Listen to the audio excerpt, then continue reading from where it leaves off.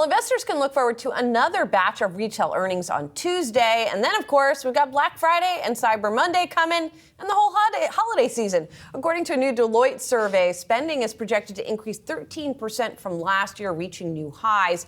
Meanwhile, retailers remaining cautious on future consumer spending amid economic uncertainty. Here with what's ahead for retail, we've got Stacey Widlitz, founder and chief international store hunter of SW Retail Advisors. Stacey, it's great to see you. Thank you for being here. So give us like the big picture, first of all, going into this holiday season, given what we've heard from the retailers so far, where they're definitely sounding a little bit cautious, but given also some of the survey results that show higher spending's coming. Absolutely. And we've heard different stories from different retailers. Obviously, consumers are spending on necessities. You know, we're talking about disinflation, and that's great. But the bottom line is food costs are up 20% on a 2-year basis. And that's not declining. That's just stagnating. So the consumer is still feeling it and still spending on their basics. And I think you're going to see a lot of that this holiday season. And you're already seeing with the likes of Target and Walmart, they're pushing really hard on food and basics and health. I think the discretionary part of the business has, everybody said it's still weak. Home Depot, big ticket stuff is weak. Williams-Sonoma, their comps are down double digits on furniture. So there are issues out there.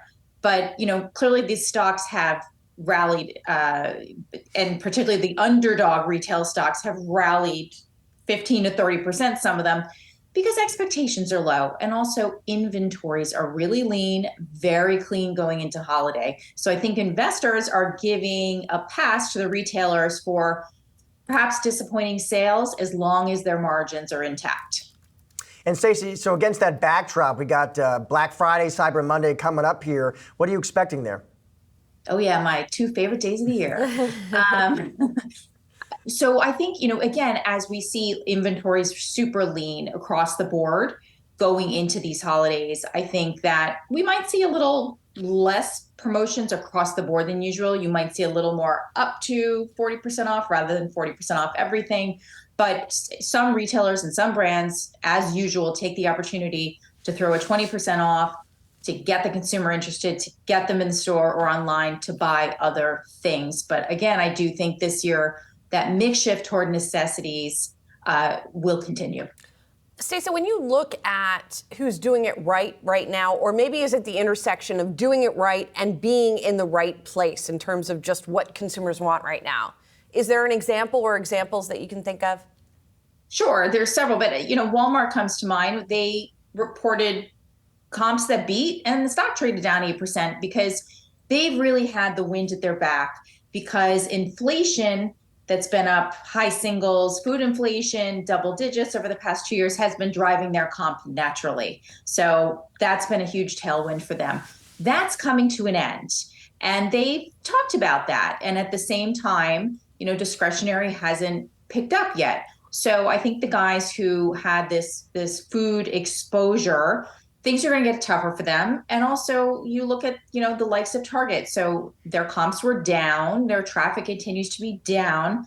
Meanwhile, TJX, Walmart, traffic remains up. I think you want to own the players that still have the momentum in their traffic as we're going into a tougher environment and you can't push pricing along to the consumer like these brands had. Don't forget, over the last couple of years, we had the likes of Coors and Tapestry, Coach, Ralph Lauren increased prices 20, 30%. So the consumer's kind of had enough and is pushing back.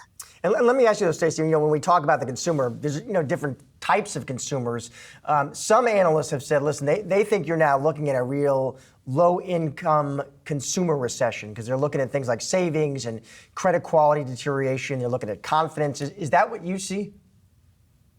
Yes, and you see the lower end consumer, and they have been under pressure for the last couple of years because of inflation. And you're starting to see, of course, you're seeing auto loan rejections at highs that we haven't seen since 2013. Higher rates are pressuring everybody. Anybody who has run through their saving and is racking up credit card bills right now has a problem with those rates. So I think the consumer is definitely going into a period of, hey, I ran through all that money I kept during the COVID years, and looking on the other side, everything's more expensive. That's not coming down. So of course that low end, middle end consumer gets hit much harder. And by the way, Josh, you're seeing luxury come down as well. I mean, US luxury has turned negative months ago, and Europe was driven all by tourism, which now is starting to come down because people are not feeling safe traveling. So you're starting to hear that from Burberry, from LVMH. Gucci's numbers weren't great. So, it's really across the board. At the same time, what's interesting, Stacey, right now about going into this slower period is that the retailers seem to be sort of in better shape, right? We've got inventories that are in much better shape, certainly, than they were. Does that mean, sometimes when you get one of these downturn periods, you have the sort of ailing retailers that limp off into the sunset. Do you think that's going to happen this time around, or do you think retail overall is sort of stronger going into this? So I think the last round of store closings we saw before COVID was a washout, and I think we're in a good position now. Some stores will need to close. For example, the Gap, they'll need to close more stores for several of their banners. There are other names there that also need to right size. Clearly, apparel is 40 to 50% online now, so they'll continue to be the slow walk away from the mall. But I think in general, retailers are smarter coming out of COVID. They're better with inventory management. They have more tools. They're better equipped to speak to their customer and figure out what they want and react rather than just load up on inventory and cross your fingers. So I think we're in a good position, and it's comforting to see that we're going into holiday in a nice, tighter inventory position, where perhaps, we don't have to give everything away this holiday, and we start the new year off looking pretty lean with healthy margins. All right, Stacey Widlitz, thank you so much for joining us today, Stacey. Good to see you.